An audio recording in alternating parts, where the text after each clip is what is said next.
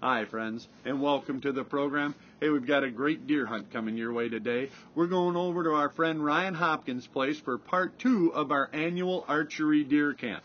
Now, if you're a frequent flyer, then you have already seen the fact that we went out for the first 3 days taking turns, alternating days.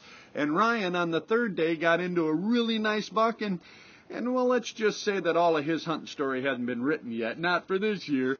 And unfortunately, that same night when we got in, Ryan was coming down with what turned out to be a tremendous chest cold. In my opinion, something that was working its way right straight into pneumonia. He was hacking and coughing and feverish. It kept him out of the woods for the next couple of days. But if you know anything about us at all, you know there's no quitting outfits. So albeit with a heavy heart, I decided to, go hunting without him. Hey, you gotta man up sometimes. Take one for the team. I headed out to the woods, we got back to the trees, and friends, sometimes a little sacrifice can truly pay off. Hey, I'm your host, Kyle Randall. This is my Wilderness Journal, and we're headed back to bow camp right now. After an hour or so on stand, we were starting to see the first few deer of the evening working their way out.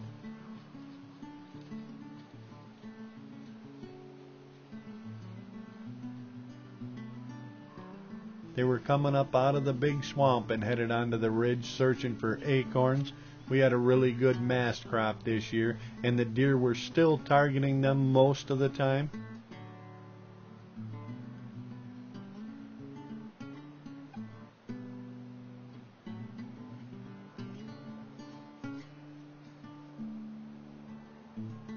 I watched as this doe and her fawn worked their way along, shuffling around looking for acorns.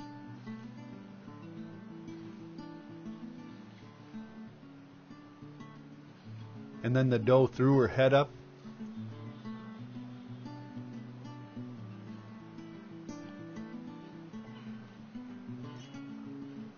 She started working the air, sniffing, licking her nose. I thought for sure she was trying to find me. She'd caught some little errant bit of scent.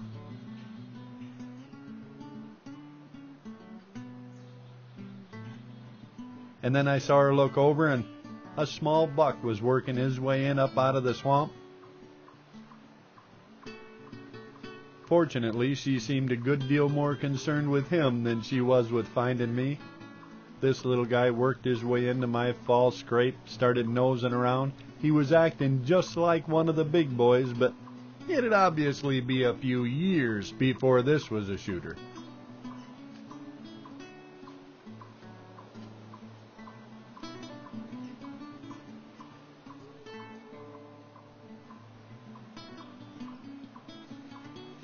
Well, he finally moved off, and T reminded me to put my head cover on before anything else showed up.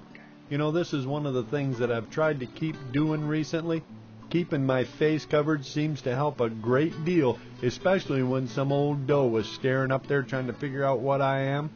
The truth is, it's a little thing, but when you're hunting trophy whitetails, little things can make a big difference.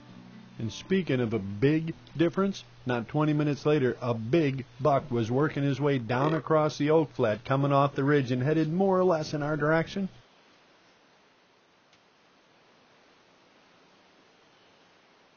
At about 150 yards, he pulled up short and just stood there staring down toward us. I don't know if he saw something or just felt something. Old bucks are kind of strange. They don't often make mistakes. They can sense danger, I think, but for whatever reason, he just stood there looking, and then finally, he slowly started moving, but he started veering off to my right.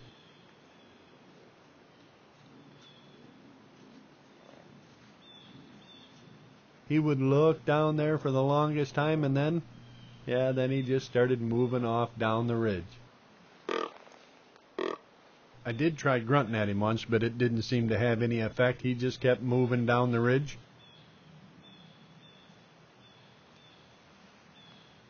And a half hour later, just before dark, I was trying a little grunting again when another buck, an even better buck, started down the same basic path.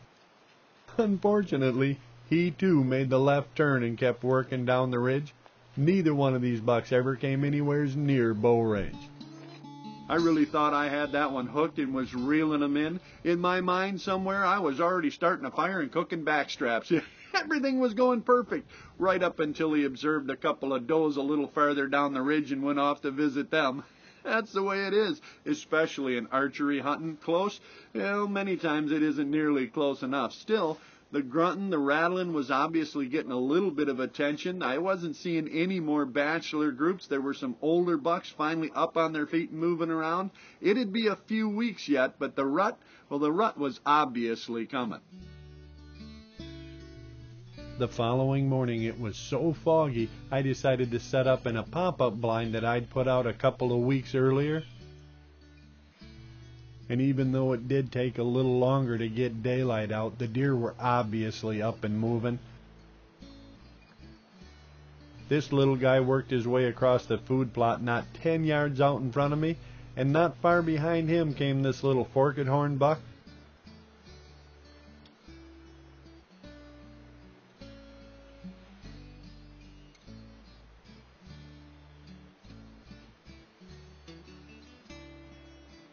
There's something about the fog, my friends, that gives deer a sense of security. They stay up and move around a lot longer, and while I'll admit it can make it much harder to see, it might even make it a little tougher to hunt, the truth is the deer really seem to like it, so necessarily, yeah, I like it. I sat there just watching, really seeing what might develop, when this little guy looked out into the food plot. He'd seen something I didn't see, and he started working his way down through the trees headed that way.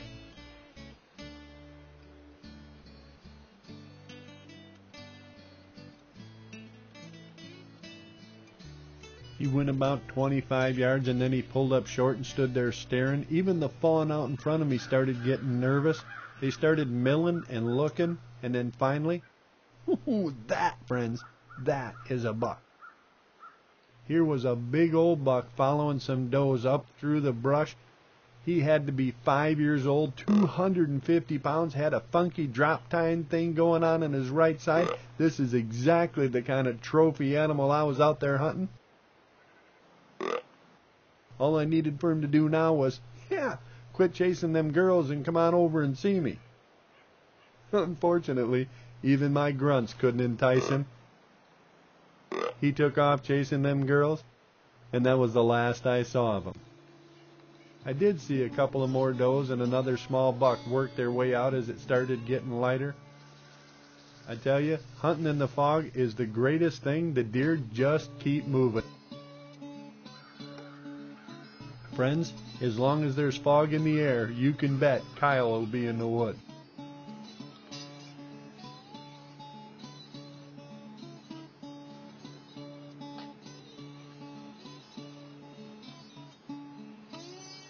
I sat there watching as the last of the deer finally worked their way off the food plot and headed for bed. It was well after 11 a.m., and actually there were still a couple of fawns out on the food plot when I finally got ready to go home. I may not have shot a big old buck that morning, but believe me when I tell you, it was a great day to be in the woods trying. You don't see a lot of bow hunting done from the ground anymore, but I should tell you that under some circumstances and in some conditions, I absolutely believe it's the best way to go. Now, you take that particular morning, it was so foggy, had I been up in a tree, I wouldn't have been able to see anything. It was only by staying on the ground that I was able to peer under the fog as it slowly lifted and see the deer. And I got to tell you that sometimes fog gives deer a false sense of security. They stay on their feet, moving around longer. It's like a protracted twilight. Whatever the reason, they get up, even the older deer, and they move around. And that means more opportunities for you. And I should say, for those of you that don't believe that think I should have just stayed in that morning, I should tell you that I have harvested two of the best deer I've ever taken on cool, damp, foggy mornings just like that one. That afternoon the fog had cleared, the sun had come out, and of course I was back on stand. It was raining leaves all up and down the oak ridge. It was kind of warm, but I figured, I'm going to try a little rattling, just a little light tickling, see what that does.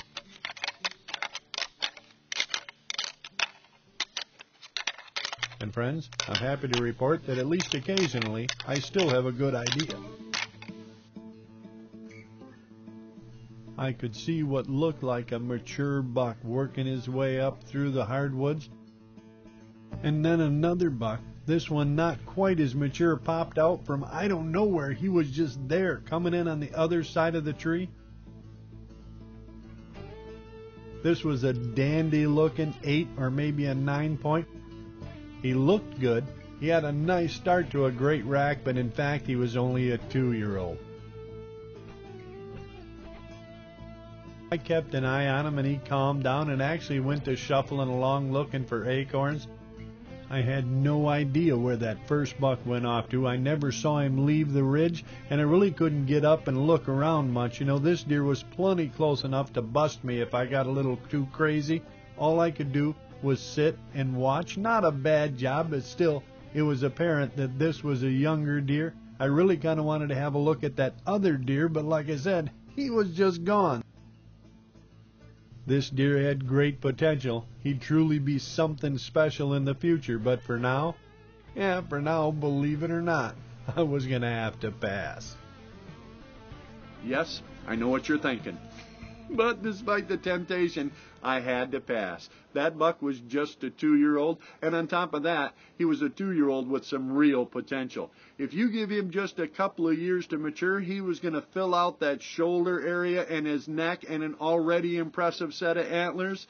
And despite the fact that Ryan was actually feeling better and talking about heading back out into the woods, I was passing. You know, it's one of those things that sometimes if you want something really great, you sort of got to pass on something that's pretty good. That's the situation I found myself in, and I truly hope that someday in the not-too-distant future, that buck and I bump into each other out in the woods again, where I hope to have another go at him. Friends, that's the way it is. Sometimes you just have to pass. The next afternoon, I hadn't been in the stand 20 minutes when a monster of an 8-point came walking right out from behind us, right out up underneath the oak tree we were sitting in. This was obviously a shooter. All I needed really was for him to move on a little further so I had a clear shot. T had a great view with the camera, but there was just enough of that big old oak limb to obstruct his vitals. What I needed was for this buck to take 2 or 3 steps farther out. Then, if I could get my bow in my hand without getting caught, and if I could get it drawn, I'd have a cookie shot less than 20 yards. Friends, this is what trauma looks like. This is the excitement you live for if you're a bow hunter. The buck had his head up. He was paying attention to a doe that was working out into the field. He took a couple of steps, and then he turned right back underneath that limb. He came back in, started picking up acorns again, and again he started working his way out into the field. I only needed one more step, just one more big step, and he'd be right in the wheelhouse. I looked over at T, and her eyes were pleading. She couldn't figure out for the life of her, I'm sure, why I wasn't shooting this buck. I tried to motion to her, I don't have a clear shot. I'm sure she must have been thinking, the old man slipped a gasket. Man, this is a cookie. Still, this buck wouldn't move. All we could do was just sit there and wait, and with a buck this old, any minute something's going to go wrong. The wind is going to swirl, a doe is going to catch us, something's going to blow this up. You just don't stay this close to this old a buck for this long without getting caught.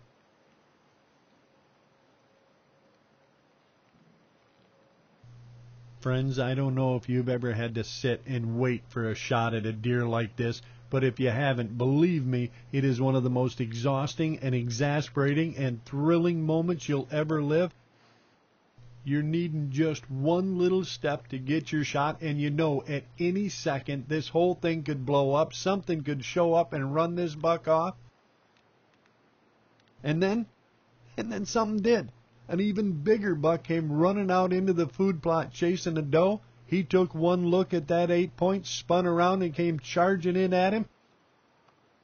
Friends, things was getting downright intense sitting up in that tree stand.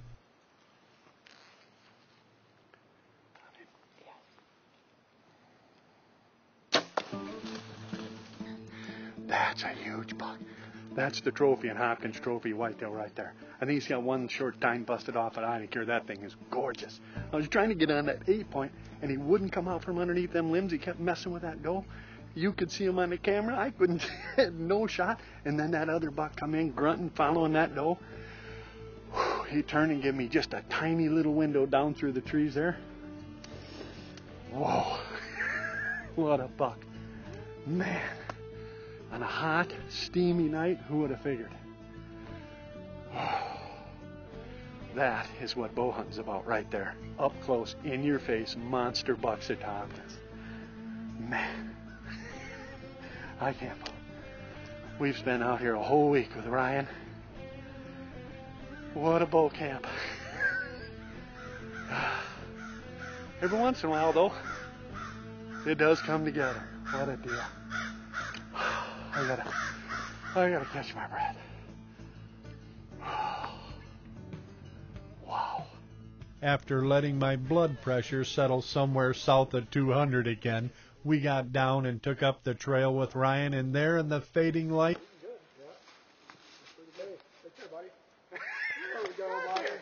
Yeah, that's a deer. There we go, buddy. Look at that. Look how Yeah, big he's he not is. taking. I told you, this is a big old boy, and look at this. Hey, congratulations. We got to get us a light so folks can see this, but Yeah. thank you, sir. Hey, I'll go to the buggy and grab the light. All right. You enjoy yourself I'm for a gonna minute. just stay here and Okay. relish the moment. Yeah, it's Give a me- good thing I don't smoke. Right. Give me a few minutes here, buddy. All right. Well, that friend. That is a dandy, buddy. Congratulations. Thank you, Beth. This has been a bow camp, isn't it? Oh, it has. It has. It never fails. We come here and we have all these expectations of it's going to go smooth and we're just going to have a great time. And I think at 53 or 4 or 5 years of age, I'd know better. But Right. I'll tell you what. What a dandy old buck, buddy. He Just is. I aged him at least 4. you 4, know. if not 5. He's pushing it. He's pushing it. There was a really nice 8-point in there, and we were really trying to get on him. Really? He was in there pestering the does, but he would never come out. He'd come out on one side of the oak limbs. He was in a big old shaggy oak. Yep. And he'd come out on one side of the oak limbs, and T could see him on camera, and I couldn't get a shot. And then he'd come out the other side, I'd have a shot, and she couldn't see him. And then we heard this thing grunting, and he chased a doe all the way across the food plot. Really? The doe ran up, and he saw that 8-point and lowered Yep. his head and said, "Buddy, you are leaving." And I'm here to tell you that 8-point left. Wow. And this Wow. one, he came storming in there. If you have any doubts about the rut being on, It's, It is. You know, and I told you 3-4 days ago, they just really started moving. It started kicking. The boys were getting anxious. You can see he's already, busted a tine off Yeah, there. That's yeah. all right. That's just a little bit of something extra, some character. He's got an extra one down here. We'll just have Mikey put that over there. right. There you go. Hey, that's why we love bow camp right there, It is. partner. That is it. And I'll tell you what, that, friends, that's a trophy buck. That is, like I say, the trophy and Hopkins trophy whitetails right there. Awesome.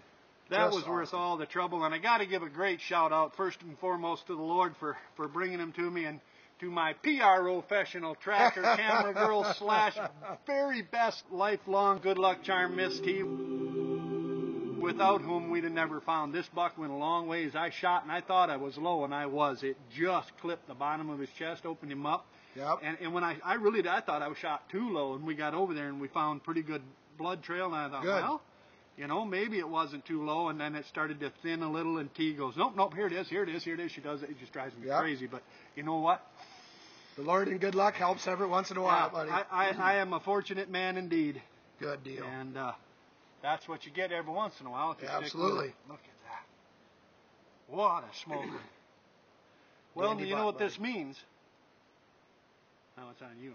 Yeah, my turn. My turn. You get rid of that cold, we'll get you back out in Yep. the tree. Yep. As soon as I get rid of this cough and this head cold, I'll definitely want to get back after her. So. We'll go out and get you one. I'm fairly sure. I think would so. say it's going to be easy, but it ain't going to be easy. I know better. You know my luck. I do too. I've met it. Oh, thank Oh, you. goodness. Thank you. Hey, I'm glad to have you out again, Kyle. You know, sorry I couldn't be here for the whole thing, but I was around and that kind of stuff. But, you know, folks, this is what it's all about. This is what we try to offer, and I sure hope you can come with us sometime and enjoy bow camp. Well, I hope so. You know, you gotta do bow camp, and they're just the leaves, the friends, and oh yeah, did I mention the deer are pretty good? Yeah. Let's get this thing out of here. Yep. It's, Let's go getting get him late. taken care of. Go grab a cup of Joe and call her a night, buddy. I How's think that sound? so. I'm on it. Let's go. All right, let's go, buddy. That is what trophy deer hunting is all about. You spend a week getting not quite close enough, only to go out one afternoon and within 15 minutes there's a monster buck right underneath your tree, only you won't step out. You can't get a clear shot. You know, he's going to bust you sooner or later. You ain't going to stay there forever. And then an even bigger buck comes charging in, runs him off, spins sideways, give you a perfect shot. I tell you, it happens so fast. It's experience that carries you through moments like that. Experience and a little bit of luck don't hurt. And either way, if you're on your game, if you're paying attention and you have that experience and that luck, you wind up with a Wilderness Journal quality memory, the likes of this one.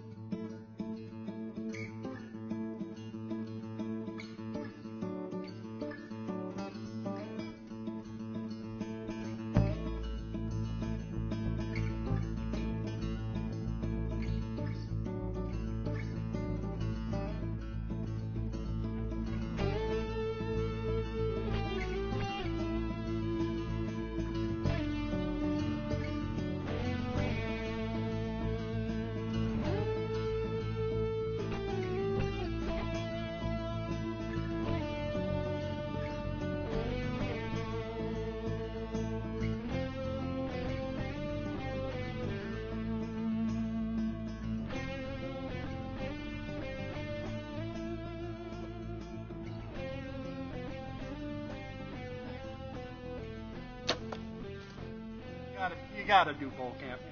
Yes, I will remember that one for years to come. It happened so fast, so exciting. You spend a whole week like you saw, not quite getting close enough, only to have it happen in seconds. That's trophy deer hunting, and it is everything you saw and more. Hey, I want to thank again Miss T, my lovely bride, for all the hard work on the camera and certainly the hand on the tracking job. And while I'm handing out thanks, I certainly want to thank my buddy Ryan Hopkins, everybody over at Hopkins Trophy Whitetails for hosting us again this year and having such a great time. And I should tell you that after seeing that deer, Ryan thought he was feeling a whole lot better. So, yeah, I'm thinking you'll be seeing him right here real soon. Hey, speaking of seeing, we hope to see some of you over there. I hope you get your friends, your family together and start your own tradition. Start your own archery deer camp. Get a hold of Ryan, put something together, and start having the kind of fun we just showed you. And whether it's over there or anywhere out there deer hunting, if we bump into you, well, I truly hope to find you dragging a big old good one of your own. And if I do, I'm going to stop and help you haul it out. And then we'll share that fire in a cup. And if I don't see you out there, friends, well, at the very least, I hope to see each and every one of you right back here, where we'll share another adventure from my Wilderness Journal. Thanks again, Ryan. That was a tremendous camp.